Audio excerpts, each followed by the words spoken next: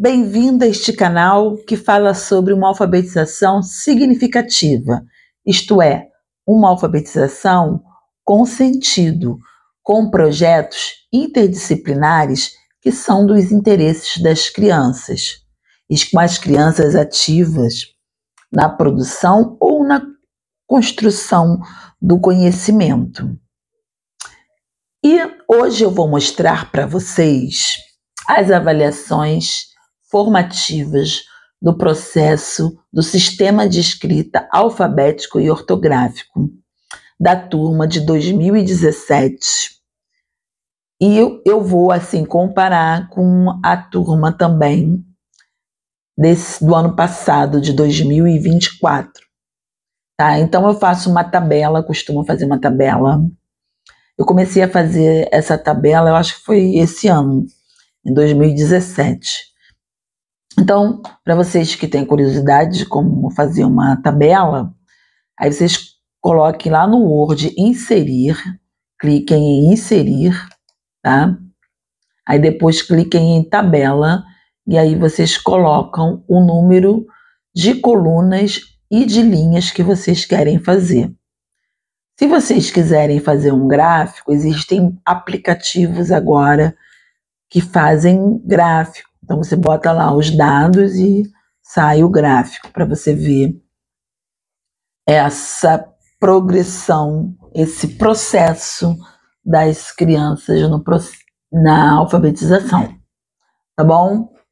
Então hoje eu vou aqui mostrar, vou falar de uma aluna, tá? Porque não dá para falar de todos.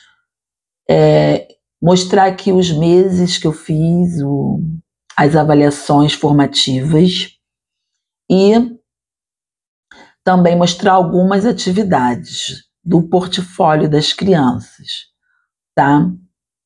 Então, eu vou mostrar aqui que eu fiz essas avaliações no mês de fevereiro, abril, maio, junho, julho. Em julho, a turma, eles já estavam alfabéticos, então aí já foi julho, agosto, setembro, outubro, até o final do ano, entendeu?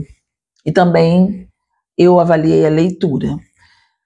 Então eu vou mostrar assim, mais o mês de fevereiro, tá? Mês de maio e o mês de julho. Aí porque teve aí depois poucas alterações. Se teve alguma alteração nos meses seguintes, aí eu mudei ali no mês de julho, tá? Mas eu vou mostrar o primeiro aqui, o portfólio da Ana Júlia. Essa turma tinha 22 crianças. Foi uma turma de 2017, foi uma turma que eu gostei muito de trabalhar. Nessa turma, eu tive a possibilidade de trabalhar 3 projetos, geralmente eu não consigo. Mas nessa turma, ela produziu muito, era uma turma muito participativa, muito interessada, como todas as outras, mas tem turmas que a gente, né, gosta mais, tem turma que dá mais trabalho, as turmas são diferentes também. Não é que era uma turma quieta, mas era uma turma que dava muito retorno, né? E eu não tenho turma quieta, geralmente, porque eu também faço as crianças falarem, elas são ativas, né, na produção do conhecimento. Mas elas sabem esperar a hora de falar. Então, eu vou mostrar aqui, só para eu comparar, porque no outro vídeo eu mostrei de 2024, eu falei que era uma turma muito faltosa, é uma outra comunidade, uma outra escola, e apesar de todas as crianças que eu dou aula são de classes populares, mas eram comunidades diferentes, escolas diferentes, então turmas diferentes, né? Então tem essas diferenças entre uma turma e outra. entre uma turma e outra, é claro. Então, vou mostrar aqui da Ana Júlia o processo dela para vocês e mostrar a tabela também, tá? Como eu trabalho com projetos, no início do ano, eu sempre começo com um projeto que também é do interesse das crianças, que fala sobre elas, que é a identidade. Então, eu peço a elas para se desenharem em algum lugar, aí o título é Eu Sou Assim, e também para escrever o seu nome, meu nome é. Porque o objetivo é eu avaliar o esquema corporal, tá? Se ela tem noção do esquema corporal. E aqui ela desenhou a família dela, eu deixo a criança bem à vontade, né? Se ela quiser desenhar mais pessoas, tudo bem. E ela se desenhou no lugar que ela gosta, né? Com as pessoas que ela gosta. E aqui eu pedi para escrever um nome. Então, aí eu avalio a noção do esquema corporal. Aqui ela tem estrutura cabeça, tronco e membros. E ela tem uma certa orientação espacial. E os desenhos são mais definidos, não tanto, mas assim, já tem, né, mais definição. Porque a maioria das crianças, elas frequentaram a educação infantil, tá? E aí, no segundo dia, eu peço para se desenhar o que gosta e o que não gosta. Tem uma outra atividade que eu coloco especificado, qual a sua brincadeira favorita, a sua comida preferida, o seu desenho animado preferido. E aí eu vou perguntando, para poder fazer essa atividade demora umas 3 semanas. Então, o mês de fevereiro é dedicado a essas avaliações para vocês conhecerem, para a gente conhecer as crianças. Então, eu preciso atender essas crianças individualmente e as outras precisam ficar ocupadas. Então, para realizar essa atividade e também para continuar com a mesma organização da educação infantil, eu trabalho na organização de grupos de atividades. Então, esse grupo ficava 6 crianças, é o grupo da atividade escolar. No outro grupo, mais 6, o grupo do desenho ou pintura. Outro grupo da massinha, o outro grupo de jogos de construção, outro grupo de jogos de alfabetização e matemática, o outro um espaço da leitura. Então, as crianças ficavam ali se ocupando, tá? E eu ficava rodando nos grupos, mas mais dando atenção a este grupo e orientando. Qual é o seu desenho preferido? Qual é a sua comida? Perguntando e pedindo para a criança só desenhar. Depois eu chamo na mesa, individualmente, para escrever. Então, às vezes a criança fica travada e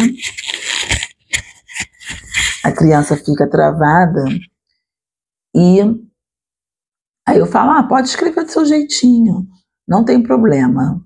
Eu quero saber como você pensa para eu poder depois te ensinar. Pode escrever do seu jeito, não tem problema nenhum. E a criança se destrava e escreve. Então, tem criança, né, que coloca, né, várias letras, né, como ela aqui, não relacionando fonema a grafema. Então, eu escrevi boneca, ela copiou. Então, vocês não façam isso, tá? E aí, ela estava pré-silábica. Pré-silábica quer dizer que ela não relaciona som a letra, fonema, grafema. Mas essa era nível pré-silábico 2, que ela já sabia que escrevia com letra. Eu não vou me aprofundar nos níveis de hipótese de escrita, porque eu já falei isso em outro vídeo, mas depois eu vou fazer outro vídeo falando das características de cada hipótese e também das intervenções pedagógicas. Porque é para isso que a gente faz a avaliação, não é para classificar as crianças. Porque todas as crianças, elas progridem nas suas hipóteses, né? Então, é para a gente poder intervir ali de acordo com o pensamento da criança. Então, por exemplo, essa criança, ela não relaciona, então eu não vou começar com atividades que ela não vai ler, então não posso, para ela ler sílaba, dar atividade para ler sílaba, né? Então depois eu vou falar dessas intervenções, quais atividades que a gente pode intervir nessa hipótese de escrita. E aqui ela escreveu pique-pega, então você vê que ela botou muito MS, AS, EM e Z. Tá? Então, ela não usou, às vezes as crianças usam letras dos nomes dela. E eu pedi para escrever um nome. Então, eu vou adiantar um pouquinho, senão vai demorar muito. Então, em fevereiro, no início do ano, ela estava pré-silábica. Já em março, ela já estava silábico-alfabética. Tá? Quer dizer, a gente estava trabalhando aqui com as partes do corpo e ela desenhou o restante aqui, recortou a cabeça de uma pessoa na revista, desenhou o restante do corpo. E ela escreveu no nível já silábico-alfabético, você vê que foi em pouco tempo. Depois eu vou explicar por que foi em pouco tempo, que tipo de intervenção é realizado, né? Que tipo de trabalho é realizado para as crianças avançarem em tão pouco tempo, tá? Então, ela escreveu cabeça, o K, né? O C com A faz o som do K, da letra K. Aí ela botou o A, B, o B incorpora o som do E, então ela botou só o B. E o Sá, ela botou o C com A. Braço, ela quase escreveu alfabeticamente, ela botou o B, o A, o C e o O. Aí eu vou pular aqui para perna. Perna, então, no silábico alfabético, ora ela escreve no nível silábico, na hipótese silábica, ora alfabeticamente. Então, ela escreveu per, o som da sílaba per, o P e o E, né, relacionando fonema e grafema, escrevendo a sílaba da forma convencional, e a sílaba na, ela escreveu no nível silábico, isto é, nesse nível, cada letra, cada sílaba, para ela, representa uma letra. Então, se tem duas sílabas, perna, ela colocaria duas letras, porque tem duas sílabas, mas aí ela está silábico alfabético, tá? Então, a sílaba na, ela só colocou a letra A, até mesmo porque ela não estava ainda relacionando o som do N. Porque, geralmente, quando a criança está nesse nível silábico alfabético, ela ainda não está relacionando o som de algumas consoantes. E ainda precisa trabalhar isso. E ela também ainda não estava lendo. Até mesmo porque ela não relacionava o som de algumas consoantes. Então, o trabalho era nesse sentido. Aí, aqui em maio, ela já estava alfabética e começou a ler, porque ela já estava relacionando o som de todas as letras. Como ela já estava relacionando o som, ela já estava escrevendo alfabeticamente e ela já estava relacionando também grafema, fonema, né? Então, para ler. E ela já começou a ler com fluência e compreensão. Em junho, ela já estava escrevendo também frases, mas ainda aglutinando as palavras na frase. Aqui a gente estava trabalhando sobre os animais domésticos, a partir sempre de uma cantiga que a gente trabalhou no mês de maio, junho, julho, as cantigas de roda. Aí cada cantiga tinha um animal ou tinha um outro tema, e a gente trabalhava sobre esse tema um pouco. Então, a gente trabalhou sobre o gato, sobre os cuidados com os animais, sobre os animais domésticos, sobre os animais mamíferos. Então, ela escreveu: eu gostaria de ter um animal, porque eu perguntei qual era o seu animal doméstico. Um animal cachorro. Mas como ela não tinha, ela escreveu isso. E eu sempre trabalho com desenho, né? A criança desenha e depois escreve, que até ajuda a organizar o pensamento. E também, gente, é uma dica que quando a criança está desenhando, ela está ali concentrada no seu desenho, e você está atendendo as dificuldades de outras crianças, né, num grupo. E se você trabalhar em grupo, também fica mais fácil você atender, porque você não precisa de uma mesa para outra longe, uma mesa longe da outra. Você está ali naquele grupo atendendo. E você já sabe, você agrupa por níveis próximos de escrita. Para quê? Para uma criança ajudar a outra. Porque se eu agrupar uma criança pré-silábica com uma alfabética, não vai ser uma aprendizagem satisfatória. E lá que se diz que o Vygotsky fala na zona de desenvolvimento proximal, né? Porque acontece, às vezes eu esqueço, quando eu vejo a outra criança copiou tudo da alfabética, da pré-silábica, e não teve uma ajuda real e a aprendizagem, né? A aprendizagem só vai ocorrer se você, né, dar a ajuda ali naquilo que a criança já está próximo de aprender, no que ela consegue fazer na zona de desenvolvimento real, tá? E entre a zona de desenvolvimento potencial, aquilo que ela consegue realizar com uma pequena ajuda, com uma pequena dica. Você não precisa falar a resposta, mas aquela, você já sabe, que letra começa, né? Como é que vai escrever K? K de quê? K de quem na sala começa com K? K de... Aí a criança já tem lá o alfabeto, já consulta, já tem lá o nome das crianças, Caio, aonde que está o K do Caio, né? É o C com A, K. Então, você está ali dando dica, mas você não está falando dicas, mas você não está falando a resposta, dando aquela ajudazinha que é próximo da criança aprender, entendeu? E a mesma coisa, se você agrupar com uma criança num nível silábico, com valor sonoro, essa criança pré-silábica, a criança, ela pode falar para ela, tá saindo o som do A, né? E aí já é próximo também, já está dando uma dica para ela, né? Já está dando algum som, né, para ela de letra. E aí você também vai intervir ali junto a essas duas crianças, fazendo esse tipo de pergunta que eu acabei de falar, tá? Então, é por isso que a gente faz as avaliações, não é para classificar as crianças, né? Então, a psicogênese da língua escrita não é um método, ela nos deu, é uma pesquisa que ela viu que as crianças pensam sobre a escrita e elas tinham um padrão, assim, a gente vê isso na sala de aula, de pensamento sobre a escrita, porque elas estão numa cultura escrita mesmo antes de ir para a escola, e elas criam hipóteses sobre a escrita, foi isso que ela pesquisou, tá? E eu já estou falando muito, e o vídeo vai demorar, e não vai dar para mostrar a tabela, então. E assim, aqui a gente estava, a partir da cantiga Barata Diz Que Tem, eles falaram sobre a barata, pesquisaram sobre a barata, e ela escreveu aqui uma frase: a barata tem casco e ela é um inseto. Aqui ela já está escrevendo, com a estrutura da frase, com espaço entre as palavras na frase. Então ela já tem uma consciência da palavra na frase, né? O que é a palavra dentro da frase?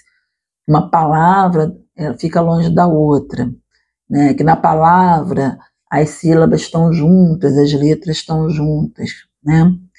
E uma palavra fica longe da outra na frase, terminou o pensamento, bota ponto final. E ela botou aqui, inclusive, fim, né? E também eu pedi para desenhar outros animais que têm as mesmas características que a barata, que estão no grupo, na classe dos insetos. Então, isso aqui também é matemática, ela perceber as semelhanças e as diferenças. E está sempre com o desenho delas, que torna mais prazeroso também, né? O processo. Então, aqui ela, a partir da música Quando Eu Era Neném, aí eu pedi para se desenhar, era para colar uma foto, mas quem não tinha foto se desenhou. Aí escreveu o que fazia quando era neném. Aí ela escreveu: eu chorava e mamava no peito e dormia e brincava. Eu gostava de mamar, eu adorava fazer as coisas, eu acho que eram as coisas aqui. precisas. Então, e não teve aqui intervenção, porque eu queria botar no portfólio e ela escreveu dessa forma mesmo. Porque ela já escreveu, não é só o título que ela copiou, tá? Quando eu era neném, do quadro. Ela já escrevia com sílabas complexas, né? As ditas sílabas não canônicas. Por quê? Quando a gente trabalha com a criança ativa na produção do conhecimento, na construção do conhecimento, na produção de textos coletivos, elas falam como se escreve, e eu vou ali intervindo. Chorava. Aí, por exemplo, fez o texto coletivo, tinha a palavra chorava. Aí a criança vai falar, é o show, é o X com o. Aí eu vou explicar ali na hora. Né? Poderia ser X, você está certa, é o som do X. Mas eu vou falar agora que o C, quando se junta com H, que eu falo que é a letra intrometida, vai fazer igual o som do X. O C, quando se junta com H, faz X. Né? Então poderia ser X com O, mas show é C-H-O. Então, quando eu dou essa informação ali no texto coletivo ou numa lista de palavras, né? Um texto coletivo pode ser uma história, pode ser um texto informativo, pode ser uma poesia, pode ser uma carta. Eu já estou dando essas informações. Então, antes de eu aprofundar, que eu também vou aprofundar isso, né? Essas sílabas ditas complexas, elas já estão aprendendo ali, na interação, né? Que eu estou trabalhando ali junto com elas, no texto coletivo. Então, assim, eu já estou explicando mais ou menos como acontece. Dessa criança, em fevereiro, está pré-silábica, em abril, silábica alfabética, e em maio, alfabética. E assim, aqui foi do peixe, sobre o peixe palhaço, e aqui foi um outro projeto que eu fiz. Começou, acho que foi em outubro, dezembro. Acho que comecei em agosto, setembro, outubro. Aí foi até dezembro. E foi a partir de contos de fadas, porque teve o filme da Bela e a Fera, o lançamento na época. Eles estavam muito interessados, aí eu botei o filme, contei a história, e aí eu falei que não tinham só princesas de olhos azuis, né? Será que só tem princesas de olhos azuis, cabelo louro e branca? Então eu mostrei que tinham outros tipos de princesas negras e a princesa Frida Kahlo. E a Frida Kahlo tem um livro, uma biografia, um livro infanto-juvenil que conta a biografia da Frida. E aí uma princesa diferente, que ela usa bigode, ela anda mancando, que ela sofreu um acidente na coluna, né, de ônibus, então. E aí era uma princesa que era empoderada, né? E aí ela fala, eu perguntei como deve ser uma antiprincesa. Aí eu vou ler essa parte aqui que em cima eu não estou entendendo muito bem. As antiprincesas não precisam de um príncipe para ela. Primeiro a gente fez o texto coletivo e depois o individual. E aí ela escreveu. Então, vocês podem ver que ela produzia texto, também lia histórias, interpretava, compreendia.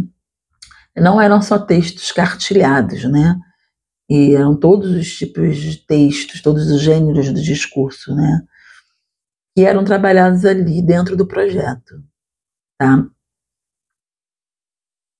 E aqui eu quero mostrar para vocês, né? Na verdade, a gente tem que realizar essa avaliação bimestralmente, mas às vezes não é possível, porque, como eu falei, demora muito, a gente tem que chamar individualmente. Quando a maioria está alfabética, até dá, mas para não chamar individualmente. Mas demora, você tem que chamar individualmente para saber realmente. E você tem que trabalhar outros conhecimentos, né? Principalmente alfabetizar, matemática, tem que contar história, tem que fazer uma série de atividades. Então, não foi possível. Então, mas só mostrando aqui que em fevereiro,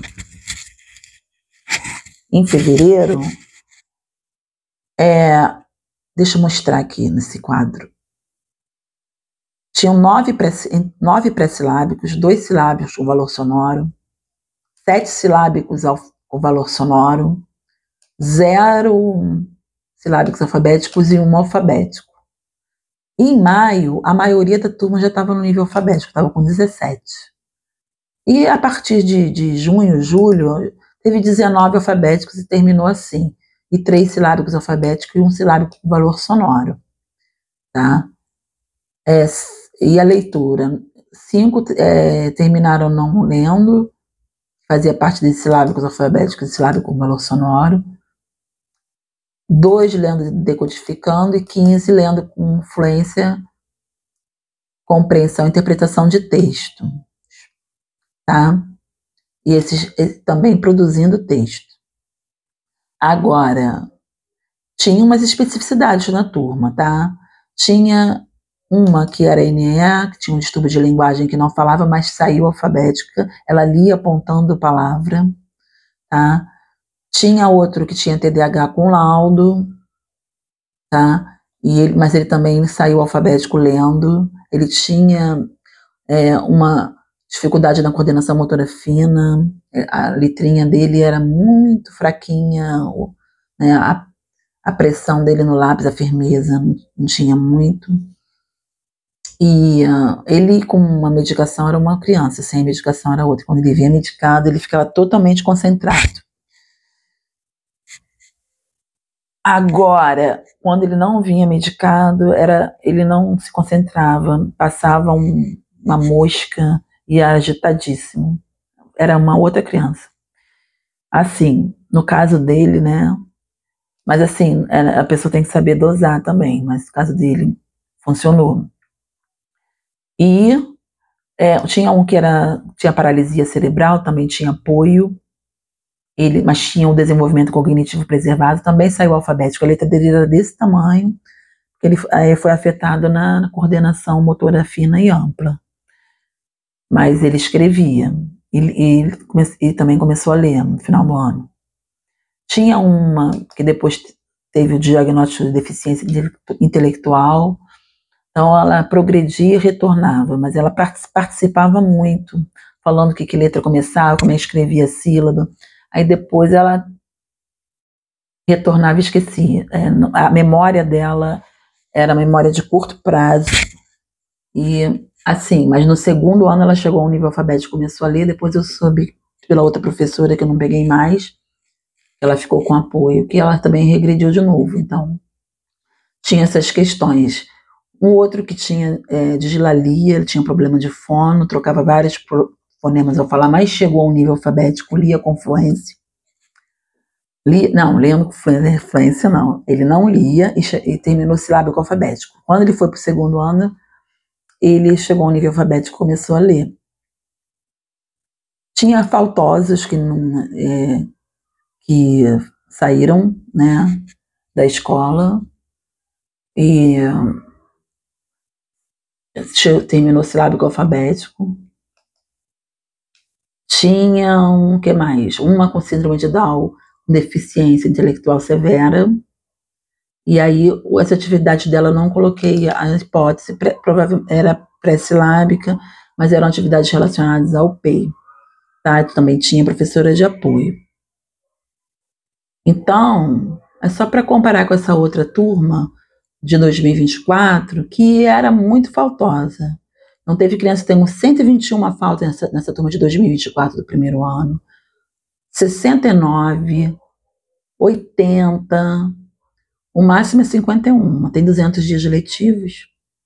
Então é só para dizer, né, quanto as faltas, né, prejudicam o processo da criança e também o encaminhamento.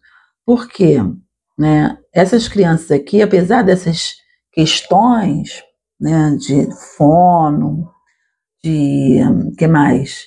Uma que tinha um distúrbio de linguagem, ela apontava a palavra, ela não lia, ela não falava, quer dizer, ela não falava, mas ela lia apontando a palavra, né? Todas podem aprender, mas é necessário também encaminhamentos, é necessário a criança, a gente ter o setor, né, ter um acompanhamento multidisciplinar da saúde e também em relação ao conselho tutelar, né? Porque existem problemas sociais. A criança vai faltando e acaba saindo também da escola, né? E evadindo da escola, entendeu? E não pode, né, gente? É muito sério. É isso, tá bom? Tchau, tchau.